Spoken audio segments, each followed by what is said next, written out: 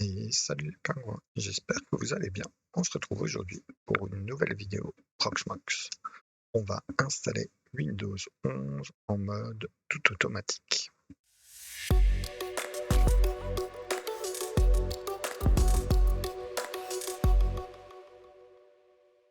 Alors, je vous avais déjà fait une vidéo sur l'installation de Windows 11 avec Proxmox et un utilisateur du nom de Benzami59 m'a informé que le bypass du compte local ne fonctionne plus en désactivant la carte réseau. Alors, il indique qu'une autre méthode existe.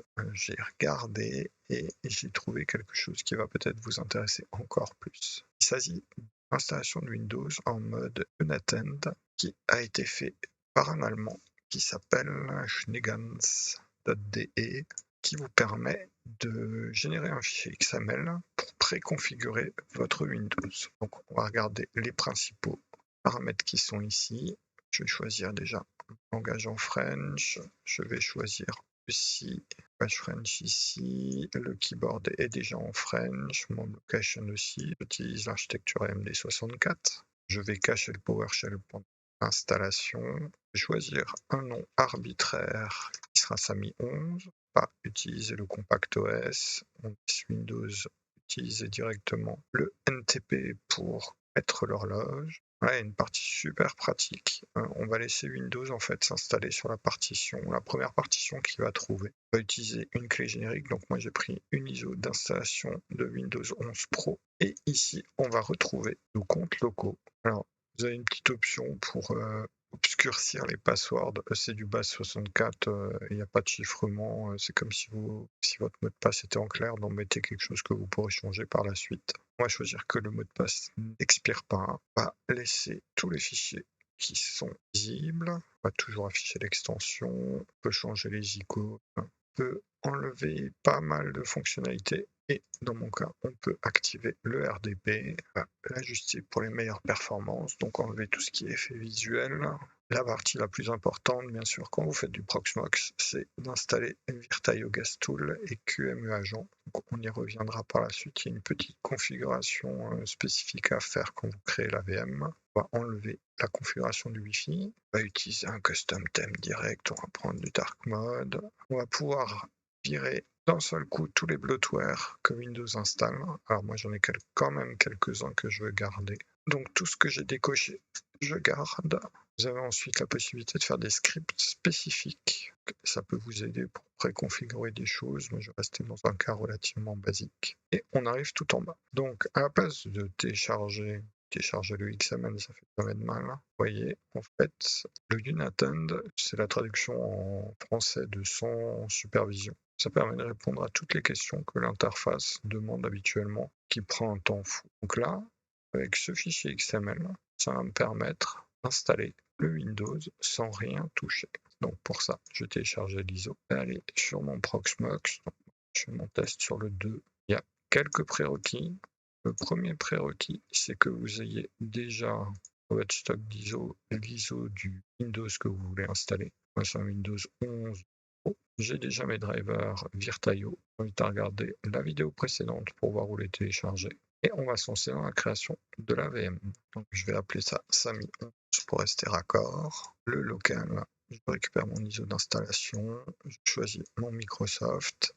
Alors, surtout, on ne va pas cliquer sur l'ajout des Virtaio. On va garder le FI pour le BIOS et TPM, tout ce qui est Trust Platform Module. Pas bien penser à mettre plus que 60 Go, c'est le minimum que demande Windows 11. On met le cache en write back, on met du mode discard pour diminuer la taille des backups. Ici mettre un SSD emulation, tourne sur SSD. Dans les CPU, je vais mettre 4 cœurs. En memory, je vais rester à 4 Go. Je laisse cette fois-ci le network allumé et on en a terminé pour la création. Si je retourne dans la VM, dans Hardware, il va falloir que j'attache en 1 le driver Virtaio. Dans mes ISO, il va falloir cette fois-ci que j'aille uploader fichier unattend. Vous voyez, c'est un tout petit fichier, 400 kg. Je vais dans ma VM, je rajoute un lecteur ISO dans mon local, regarde mon Et donc, on se retrouve avec le disque qui fait plus que 64 Go, l'ISO de Virtaio, l'ISO du Windows et mon ISO de Unattend. Une fois que cette partie-là est faite, on va aller démarrer la console. On appuie la première fois, c'est obligatoire pour booter sur notre ISO d'installation. Et à partir de là, on ne va plus avoir à toucher le clavier une seule fois. Vous voyez qu'une fenêtre de CMD s'ouvre, on va lancer toutes les configurations nécessaires. Et à partir de là, la magie opère. Normalement, à cet endroit-là, vous avez plein de questions sur quel disque vous voulez installer, quelle langue vous voulez utiliser. Et là, en fait, on a déjà passé tout ce step-là et il est déjà en train de l'installer. Donc, comme d'habitude, une installation de Windows, ça va redémarrer à plusieurs moments. Le matériel sur lequel je suis est extrêmement petit. Faire un Edmon, vous voyez à peu près la config sur laquelle je fais tourner mon Proxmox. Donc en CPU, j'ai 4 cœurs qui sont déjà bien au travail. En mémoire, je n'ai que 8 Go de RAM. Là, je vois que j'en ai quasiment 4 Go d'actifs. Et en type de CPU, je tourne sur un i3 7100T. C'est un proc qui est vraiment vieux maintenant. Mais du coup, c'est de la récup et ça me permet d'avoir un lab monté pour un coût qui est somme toute honorable. Donc je garde l'installation sous le jeu. De mémoire, dans mes répétitions, je tournais à quasiment 20 minutes d'installation. Comme dit, c'est du matériel relativement vétuste pour en Windows 11, mais l'installation se passe sans problème. Donc je vous accélère tout ça au montage et on revient juste après.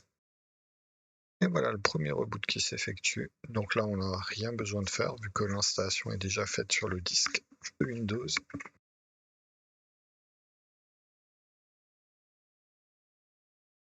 L'installation avance lentement mais sûrement, s'approche du deuxième reboot. Le deuxième reboot arrive tout doucement à la fin de l'installation. On est pour l'instant à 12 minutes. On arrive sur la dernière partie de l'installation. Choisir pas mal de configurations, notamment le Wi-Fi se fait à ce point-là. Et là, on a directement les recharges de mise à jour, ce qui montre bien qu'on n'a pas coupé la patte réseau. Notre dernier reboot arrive enfin à la libération. La création du profil ne devrait pas tarder à tomber sur notre bureau. L'installation est quand même extrêmement pénible par rapport à un Linux. Je vous fasse une autre vidéo pour montrer à quel point l'installation Linux est vraiment simple tant qu'on reste dans la configuration, notamment au niveau de du partitionnement, pas trop complexe. Et on arrive enfin au bout de 17 minutes sur notre bureau. Chercher les comptes et vous voyez que j'ai bien un compte local. Donc toute l'installation s'est faite sans que je fasse aucun choix, ce qui simplifie grandement l'installation d'un Windows et qui permet par la même occasion d'enlever tous les bloatware et d'avoir son compte local. Voilà, je vous laisserai le lien de Schneegans en description. J'espère que cette vidéo vous aura plu et qu'elle vous aura donné des idées. Vous avez tout loisir, comme dit, de pousser encore la personnalisation en rajoutant des scripts, que ce soit des scripts BAT, des scripts PowerShell, des clés de base de registre ou même du Visual Basic Script si vous êtes un connaisseur. Si vous avez des questions, n'hésitez pas à laisser des commentaires. Merci encore à Benzami59 pour son commentaire qui m'a inspiré cette vidéo. Si vous voulez être informé des prochaines vidéos, cliquez sur le grelot et restez pour avoir d'autres propositions de vidéos. Allez, ciao!